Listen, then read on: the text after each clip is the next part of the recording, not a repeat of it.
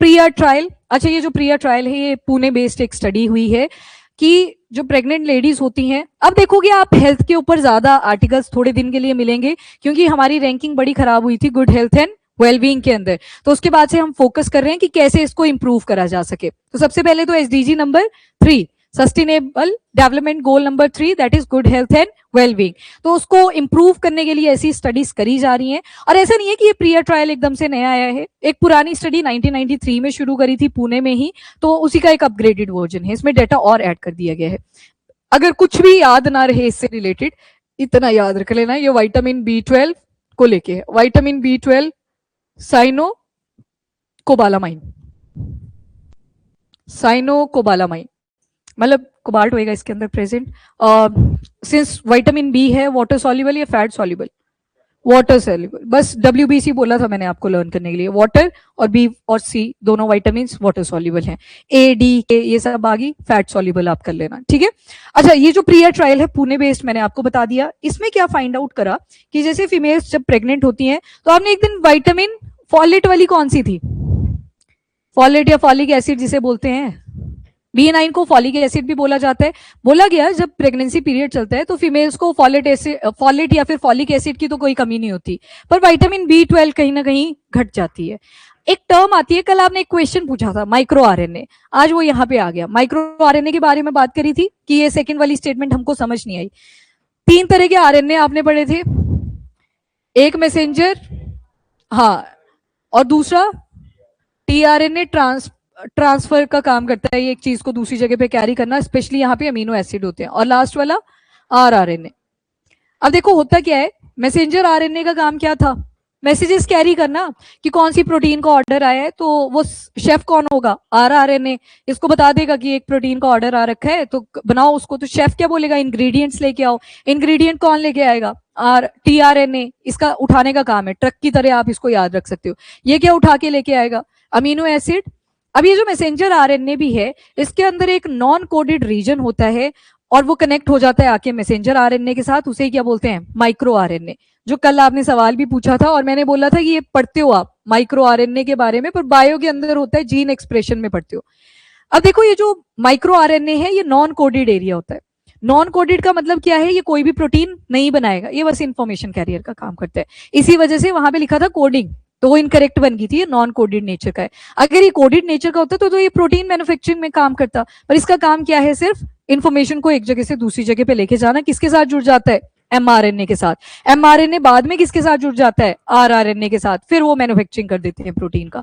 तो ये micro RNA, इसको बस इतना सा याद रखना है आपने, नॉन कोडेड एरिया होता है, प्रोटीन बनाने में नहीं हेल्प करता, हाँ दूसरों को हेल्प आउट करने के लिए इसका रोल रहता है, माइक्रो आरएनए।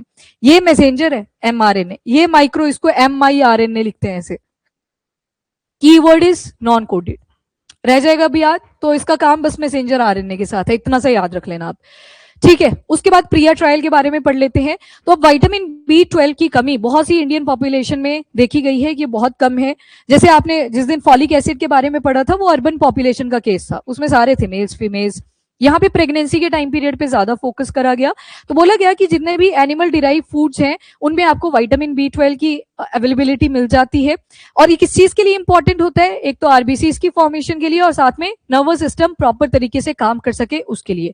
तो सोचो सबसे ज्यादा जो क्रिटिकल सिचुएशन देखने को मिलेगी आपको वो प्रेग्नेंट फीमेल्स में ही मिलेगी, क्योंकि बच्चा शुरू से शुरू हो रहा होता है, बिल्कुल एक सेल से फॉर्म हो रहा होता है, तो उस केस में ये बहुत ज्यादा इंपॉर्टेंट होती है विटामिन B12। अब देखो ये जो स्टडी थी पुणे के अंदर, that is Pune maternal nutrition study, ये 1993 में शुरू होगी थी, इसमें लोगों का डेटा सर्वे ये सारे कलेक्ट करे जा रहे थे ताकि इंफॉर्मेशन की अवेलेबिलिटी हो सके। डॉक्टर चित्तरंजन यशनिक इन्होंने इसको लीड करा था, ये याद नहीं करना है, और एक हॉस्पिटल है पुणे के अंदर, वहां पे ये स्टडी करी। मेन फोकस कहां पे था, parental determinants of fetal growth, parents की वजह से बच्चे के नरिशमेंट पे क्या क्या फर्क पड़ सकते हैं, मतलब जैसे मदर खाएगी वही तो फर्क डालेगी बच्चे की ग्रोथ के ऊपर भी, अनटिल और अनलेस कोई जेनेटिक डिसऑर्डर नहीं है, उससे पहले तो मदर का ही रोल रहेगा, तो इसके ऊपर इन्होंने स्टडी करना शुरू करा। आप बस मेंस के पेपर में इतना सा यूज कर सकते हो कि पुणे बेस्ड हॉस्पिटल में ये स्टडी कंडक्ट करी गई थी, नाम वगैरह भूल जाओगे चल जाएगा। की फाइंडिंग्स क्या निकल के आई कि जो फॉलेट लेवल है यानी कि फॉलिक एसिड की अवेलेबिलिटी है वो ज्यादा है, पर विटामिन B12 को अगर देखोगे उसकी क्वांटिटी कहीं ना कहीं कम रह जा रही है, जो साइनोकोबालामिन है उसकी क्वांटिटी कम रह रही है, और इसकी वजह से क्या हो रहा है, इंसुलिन रेजिस्टेंस और ओबेसिटी।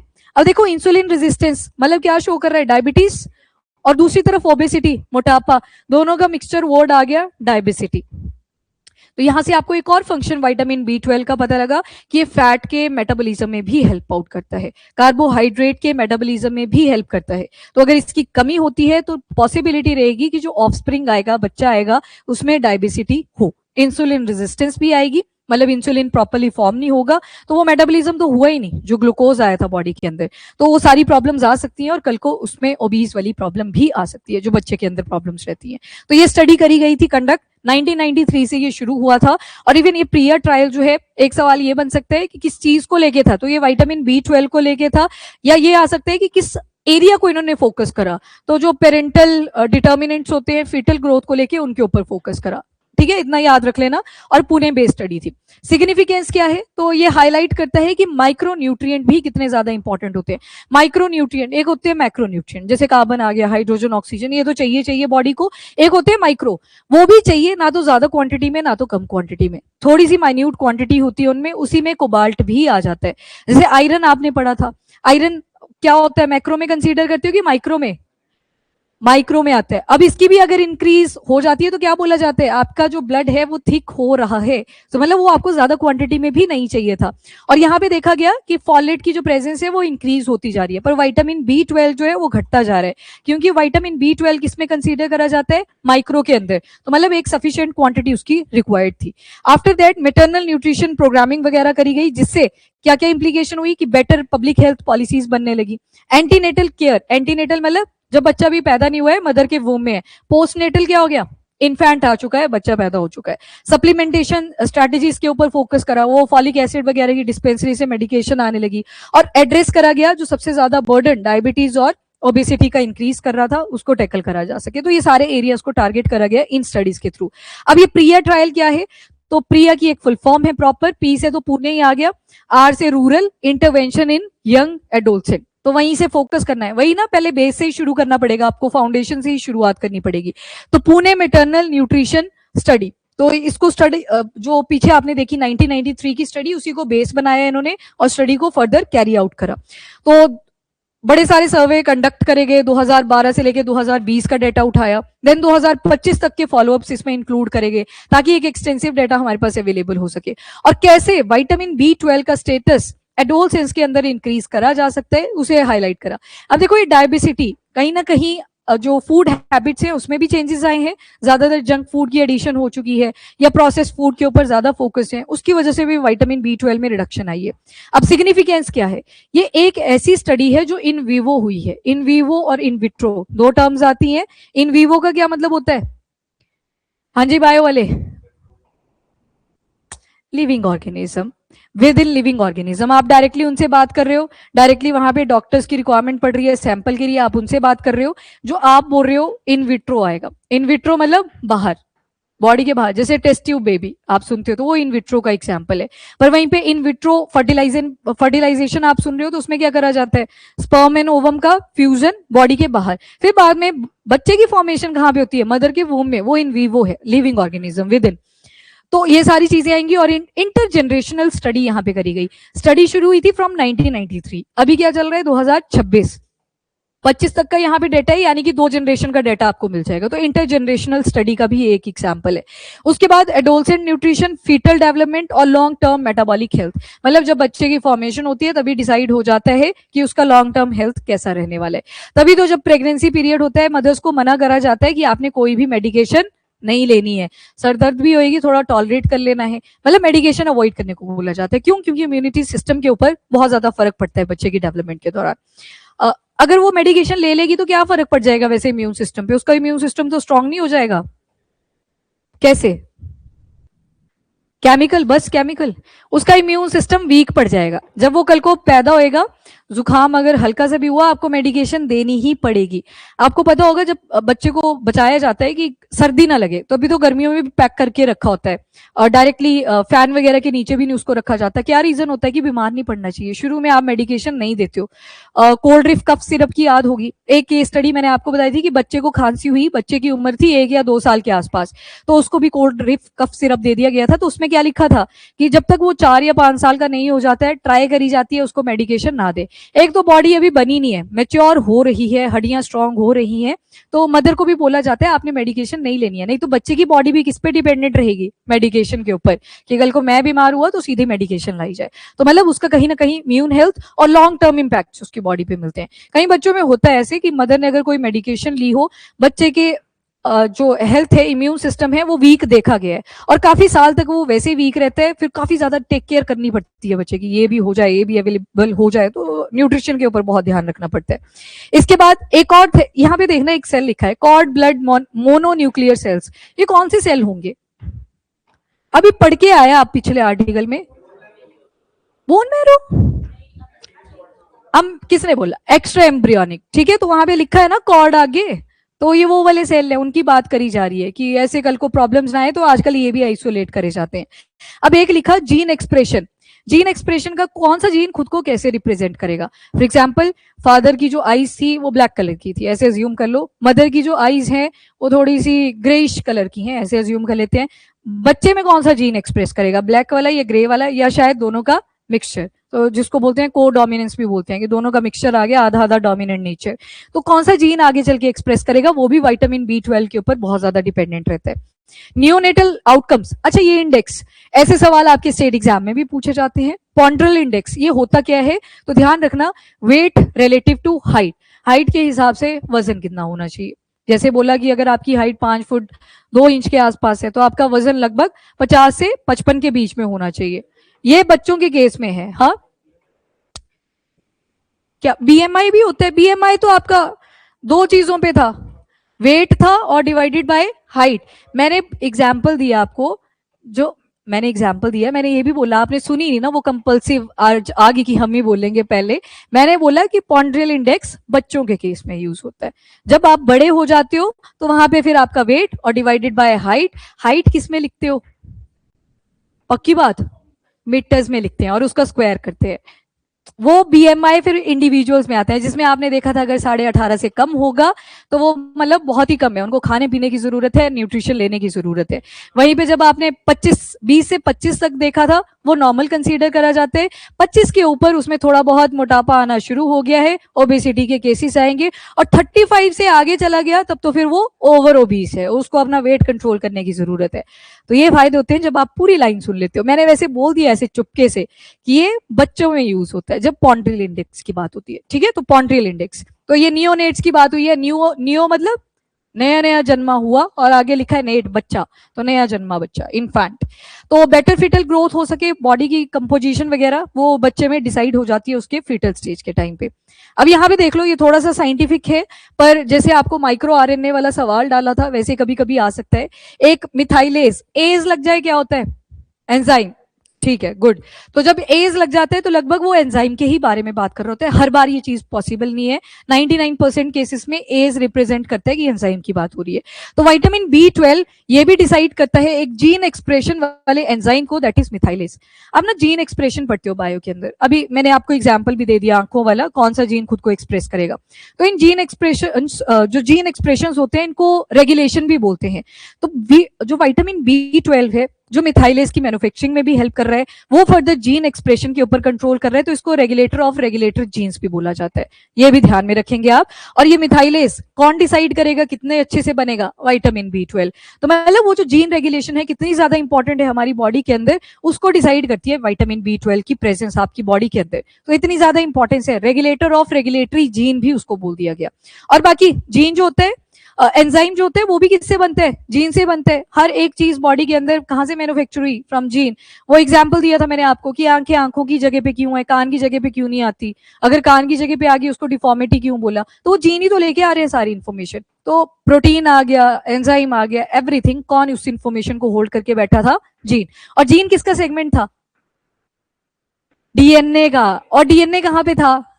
क्रोमोसोम में, क्रोमोसोम कहाँ पे था?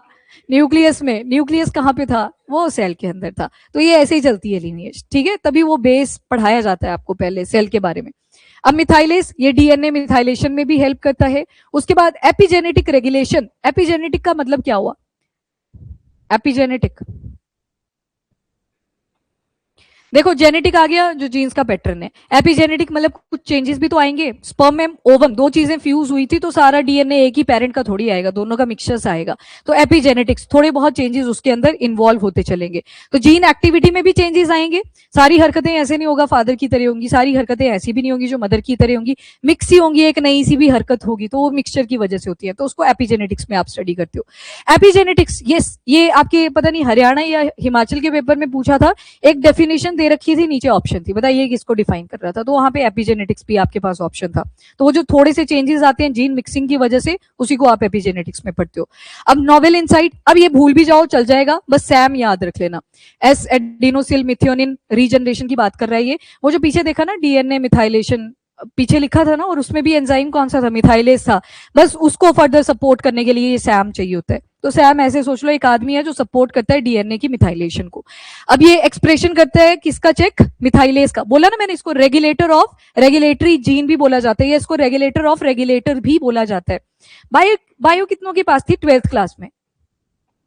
थी आपके पास? जीन रेगुलेशन पढ़ा था एक चैप्टर, उसमें एक स्केल सी बनती थी, उस पर फिर ऐसे लाइंस लगती थी, एक कोडेड रीजन था, एक नॉन कोडेड था। सच बताना, याद है आपको? ये एक स्केल बनती। एलिमेंट्री बुक पढ़ी है? कौन सी बुक पढ़ी थी 12th की क्लास में एनसीईआरटी के अलावा? प्रदीप पढ़ी थी, बड़ी टफ थी वो, क्यों उठाई आपने? हाँ, बड़ी गलत बुक है वो। मैंने एलिमेंट्री हमारे एरिया में नहीं मिलती थी, मैंने पापा से मंगवा ली थी। मैं कहा वही चाहिए, चाहे एक महीना नहीं पढ़ूंगी पर चाहिए वही। उसमें बहुत अच्छे से बताए थे ये कॉन्सेप्ट जीन एक्सप्रेशन को लेके। बाकी जिन्होंने नहीं पढ़ा है दैट इज कंप्लीटली फाइन, बस जीन एक्सप्रेशन याद रख लेना।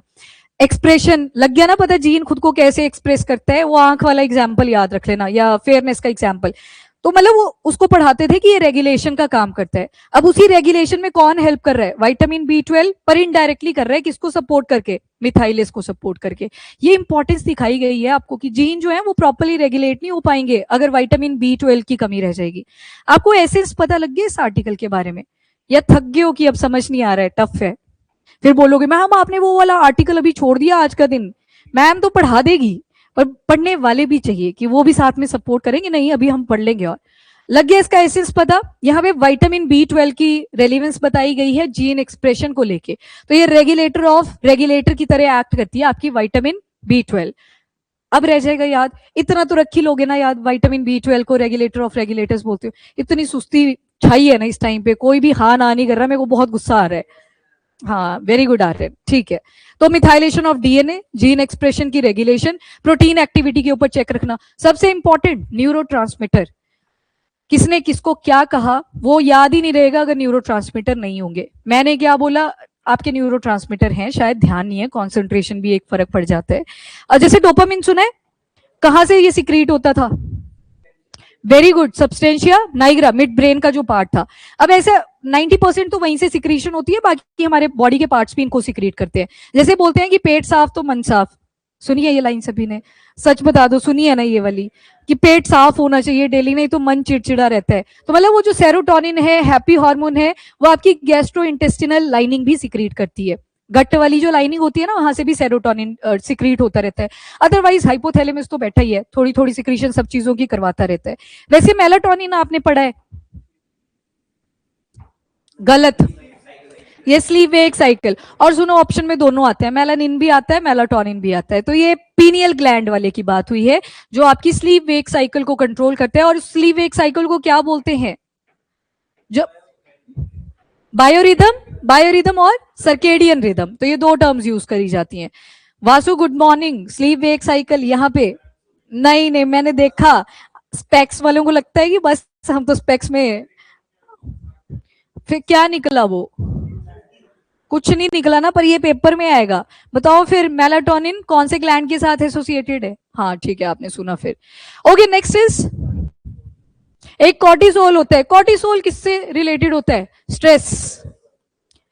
स्ट्रेस के साथ रिलेटेड होता है। तो वो जो बोला ना पेट साफ मन साफ, तो वो जो लाइनिंग है वहां पे कॉर्टिसोल भी रिलीज होता है। ब्रेन तो कर ही रहा है सारी चीजों को, डोपामिन का आपने खुद बोला सबस्टेंशिया निग्रा मिड ब्रेन का पार्ट, वैसे ही आपका ये स्ट्रेस भी होता है। पर अभी स्ट्रेस के बारे में नहीं पढ़ेंगे, क्यों? क्योंकि हमें तो विटामिन B12 के अच्छी चीजों को देखना था, तो स्ट्रेस तो नेगेटिव में आ जाता है, तो स्ट्रेस को इसको अवॉइड कर दो, इनके ऊपर फोकस करा। तो इनडायरेक्टली विटामिन B12 की एब्सेंस और प्रेजेंस आपकी बॉडी में डिसाइड करेगी आपका मूड कैसा रहेगा।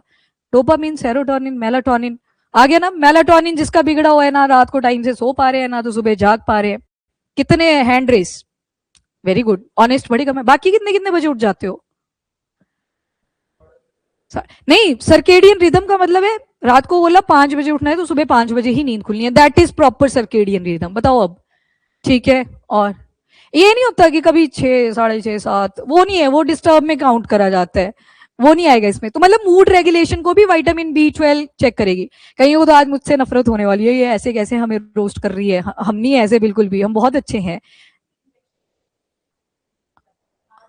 अच्छा अच्छा, ठीक है, तो टाइम से खा लेना चाहिए था ना, वो डाइट के ऊपर फोकस रखना चाहिए था, इंजेक्शन तक बात ही नहीं जानी चाहिए थी। आगे ना समझ में अब इंपॉर्टेंस क्यों बोला जाता है कि डाइटरी हैबिट पे फोकस करना है।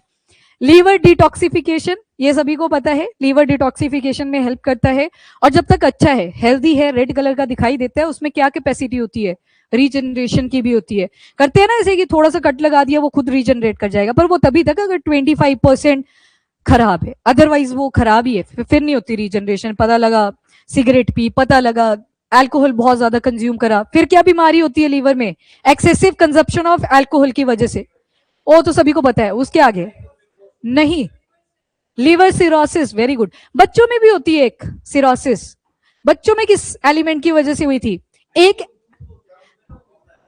कॉपर, कॉपर की जब एक्सेसिव डोसेज बॉडी में चली जाती है बच्चों के, तो उनके भी लीवर सिरोसिस हो सकता है। डिटॉक्सिफिकेशन में आपका लीवर हेल्प करता है। और इवन आप जब ज्यादा मेडिकेशन लेना शुरू करते हैं, लीवर सारे टॉक्सिन्स को एक साथ डिटॉक्सिफाई नहीं कर पाता, तभी तो सबसे पहले लीवर और दूसरा आपका किडनी, जो कि प्योरिफिकेशन में हेल्प कर रहा था, फिल्ट्रेशन में हेल्प कर रहा था, वहां पे अफेक्ट आने शुरू होते हैं। और जब टेस्टिंग होती है ब्लड टेस्ट की, क्या बोलते हैं? लीवर और किडनी वाला टेस्ट जरूर से करवा लेना, यानी कि यूरिन सैंपल के थ्रू, और बाइल टेस्ट जो होता है लीवर का, तो वो करवा लेना, वो इसी वजह से बोला जाता है। और फिर ग्रोथ और रिपेयर, इसके लिए भी बहुत ज्यादा इंपॉर्टेंट है विटामिन B12। तो आज से ही क्या करना है? जंक फूड से शिफ्ट कर जाना है toward good food, healthy food. हाँ हाँ, मैगी नहीं खाया करेंगे, अभी खाते हो? अच्छा, खाते ही नहीं, जंक फूड नहीं खाते, तभी आपकी हाइट भी इतनी अच्छी है। मतलब सारे सोचते हैं हमारी भी काश हाइट होती। नहीं, जीन्स भी है, बाकियों के जीन्स देखना डिस्टर्ब हो गए हैं।